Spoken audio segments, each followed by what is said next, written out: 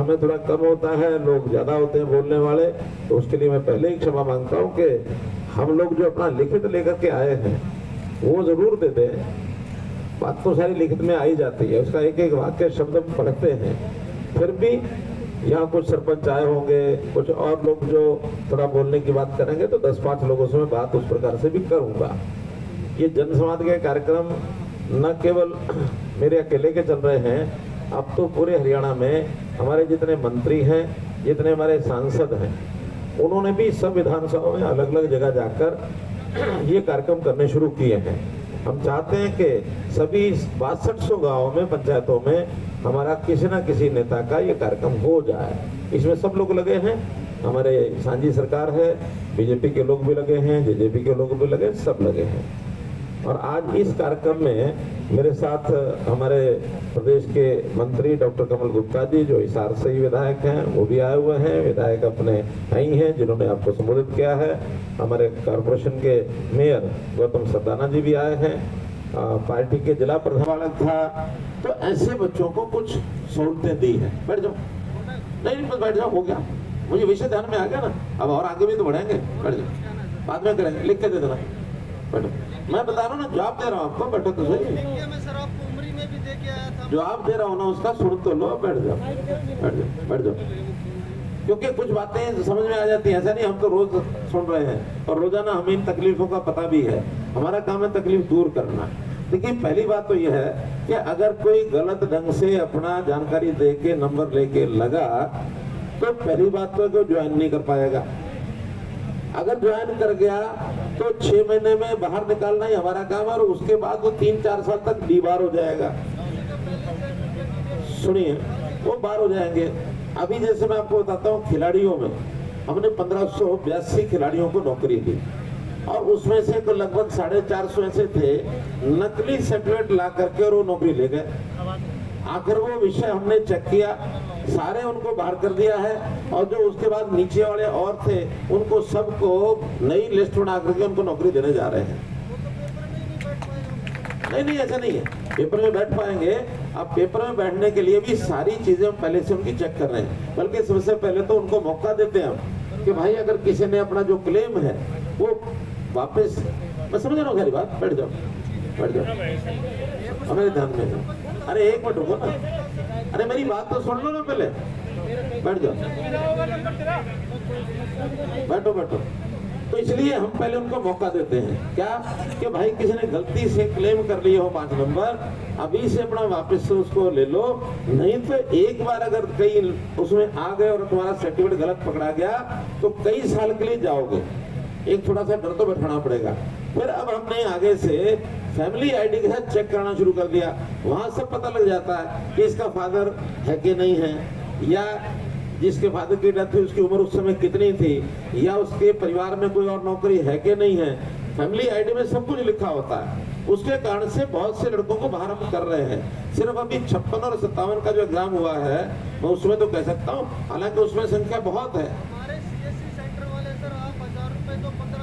आप मुझे 2-4 ऐसे 2-4 उदाहरण दे दो, 2-4 उदाहरण दे दो, एक्शन लेना मेरा काम। हाँ दे देना, आप लिख के देना। हाँ, लिख करके उनके पास लेना कि फलाना आदमी गलत सर्टिफिकेट बना के दे रहा है। CSC वाला भी अंदर जाएगा और उसकी CSC भी जाएगी, दोनों जाएंगे। चलिए 1 मिनट मेरी बात पूरी होने दो, पूरी हो गया। तो मेरा ये कहना है कि इनमें गलतियां हो सकती हैं। गलती होने में जो जानबूझ के कर रहा है उसको छोड़ेंगे नहीं, और किसी भाई हो जाए, अब गलती हो भी जाती है किससे, मानो एंट्री करने में गलती हो गई, उसको ठीक करा करके और उसको सुविधा उसकी पूरी देंगे। कई लोग कोर्ट में गए हैं, हमने ये भी कह दिया कि कोर्ट वालों के जो गए हैं, जिन्होंने स्टे ले रखा है, उनको सबको एग्जाम में बैठा लो, ताकि पास होगा तभी तो आगे बढ़ेगा, और पास ही नहीं हुआ तो बाहर हो जाएगा। लेकिन कोई गलत पास हो गया, उसको बाहर करने के बाद 10% की हम उसमें वेटिंग भी रखते हैं कि भाई कोई बाहर होगा तो 10% जो वेटिंग वाले हैं वो उसके अंदर आ जाएंगे, ताकि सीट खाली ना रहे। और इसमें जो आपका कहना है कि एक जगह नहीं बैठ पाएगा, ये ऐसे एग्जाम कुल मिला के 60 एग्जाम है, 60, और वो 4 गुना में हमने देख लिया है कोई ऐसा बच नहीं रहा जिसको एग्जाम में बैठने का मौका नहीं मिलेगा। एक में नहीं दूसरे में, दूसरे में नहीं एक में, सबको मिल रहा है। और फार्मूला कोई आपके पास ऐसा हो जिसमें से वो लोग रह जाएंगे, आप मुझे लिख के दे देना, मैं उसको चेक कराऊंगा।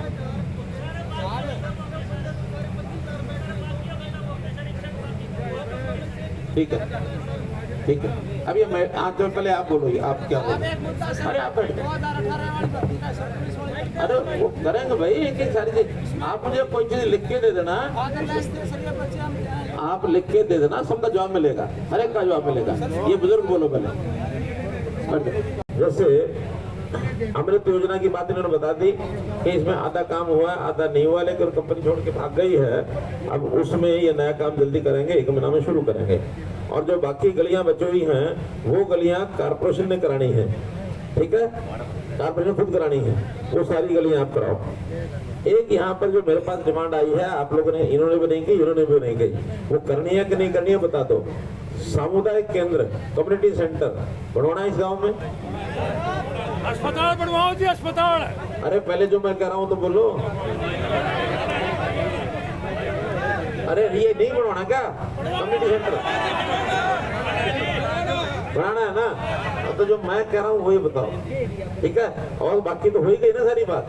अब आप ब्रेक लगा रहे हो, गलियां बनवा दो, बाकी छोड़ दो। मैं उसके और आगे कह रहा हूँ बात। एक कम्युनिटी सेंटर बनेगा, आपके यहाँ कोई फंक्शन होते हैं, कहीं ब्याह शादी है, कोई और है, कोई बारात घर भी यहाँ नहीं है शायद, है क्या?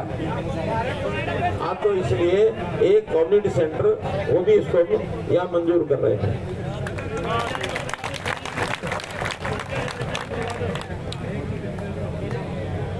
इसी प्रकार यहाँ पर खेलों के लिए स्टेडियम ये मांगा गया है।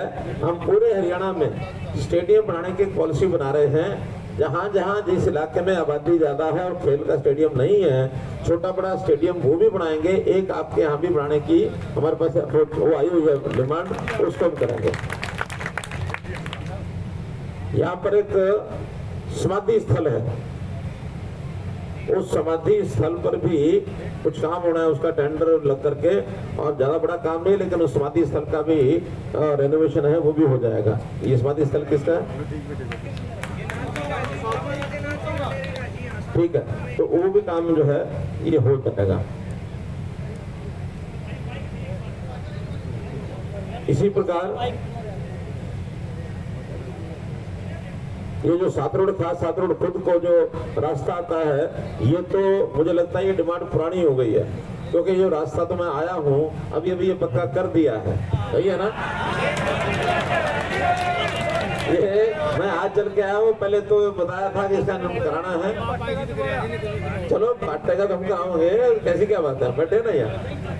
लेकिन ये हो चुका है, इसलिए मैं आपको बता रहा हूँ। ये जो यहाँ चल रहा है, जो हेल्थ सेंटर, सब हेल्थ सेंटर, ये सब हेल्थ सेंटर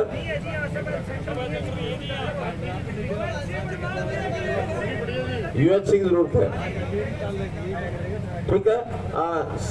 CMO बताएं क्या है स्थिति?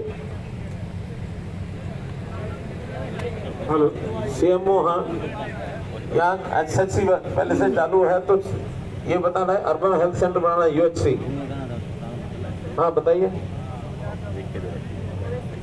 आवाज नहीं आ रही आपकी, माइक बताओ। हेलो, हाँ नमस्कार सर। हाँ नमस्कार सर, यहाँ पर उप स्वास्थ्य केंद्र चल रहा है हमारा, हाँ, और ये सात रोड खुर्द और खास दोनों सात रोड कला PHC के अंडर आते हैं। हाँ, तो सात रोड, इसकी 50,000 के करीब पॉपुलेशन है सात रोड कला में, हाँ। PHC की, और जो कि आर्य नगर CHC के अंडर आते हैं, जिसकी 1.5 लाख के करीब आबादी आती है। तो इसके लिए सर ये वैसे ये अर्बन एरिया में शिफ्ट हो गया है, खास और खुर्द। तो इसकी जगह पे सर अगर प्रस्ताव निगम की तरफ से आता है तो सर सरकार को भेज नहीं भेज देंगे, नहीं बनने लायक है कि नहीं, आप तो बताओ पहले। इसकी फिजिबिलिटी देखिए तो अभी नहीं है, क्योंकि सर ये अंदर PLC कलम है अंदर। अरे वो कलर नहीं छोड़ो तो बाहर हो जाएगा, लेकिन अब अर्बन एरिया आ गया है तो अर्बन एरिया में UHC की बात कर रहे हैं। UHC की आबादी कितनी है उसमें जरूरी है? हमारे पास सर 1 लाख होती है, 3.5 लाख के करीब ऑलरेडी कवर्ड है। 1 लाख के 2 UHC ऑलरेडी हैं सेक्टर 1-4 में और आजाद नगर में, और 3 PHC हैं सर अर्बन PHC, जो कि हमारी 50-50 लाख की पॉपुलेशन को कवर कर रहे हैं, और वो पटेल नगर, महावीर कॉलोनी और इक्की नगर। चलिए इन्होंने तो घुमा दिया जितना घुमा सकते हैं, इन्होंने तो घुमा दिया, जलेबी बना दी। अरे सुनो, हाँ वो मुझे पता है। तो अगर तो कोई ये नया UHC बनाने का नॉर्म्स बन गए तो बनाएंगे, और नहीं तो जो जो SHC हैं सब हेल्थ सेंटर, उनकी बिल्डिंग खराब है, उन दोनों की बिल्डिंग अगर एक जगह कोई दोनों मिला करके करेंगे तो अपग्रेड हो जाएगा।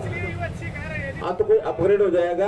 ये दोबारा से मेरे पास लिख के आ गया है, मैं एक बार चंडीगढ़ बता के उनको कहूँगा इसकी कोई प्लानिंग बनाएं, अपग्रेड करके जो भी कोई लेवल करना है आपके यहाँ डॉक्टर्स का बाकी इक्विपमेंट्स का अच्छा साधन बढ़ जाए, क्योंकि शहरी इलाका हो गया, ठीक है ना।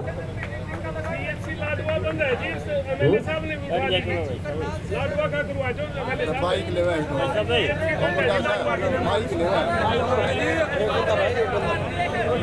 तो ऐसा है। अब यहाँ कुछ बात और एक मुझे करनी है, वो ये सुनिए अभी। अरे एक अच्छी बात बता रहा हूँ, एक अच्छी बात बता रहा हूँ, सुनो बेटा। तो भाई बस मेरे पास जो काम है लाइन से मैं पहले एक करके कर रहा हूँ। वो क्या है कि जितने लोग अभी ओल्ड एज पेंशन के लिए उठ के गए थे, इसमें से 8-9 लोगों की ओल्ड एज पेंशन बन के आई है। पहले तो ये आवाज सुन लो कौन कौन जिनकी पेंशन बन गई है। एक है मेनपाल पुत्र मान सिंह, इसकी पेंशन बन गई, ये अभी इनको सर्टिफिकेट दे देते हैं, आते जाए आगे इनका सर्टिफिकेट दे देंगे। दलबीर सिंह सन ऑफ सूता सिंह, फिर सुरजीत सिंह सन ऑफ बलराज, मान सिंह सन ऑफ मसूदी, ओमपति पत्नी हवा सिंह, सीताराम सन ऑफ घीसाराम, सोना महिला ही होगी ना। हाँ चलो, राधा किशन, सत्य प्रकाश सन ऑफ महेंद्र। तो ये लोग आ जाएं, इनके सबके जो है पेंशन बन गई है। सबको बहुत बहुत बधाई, सबको शुभकामना, ताकि इनको एक आराम दे सके।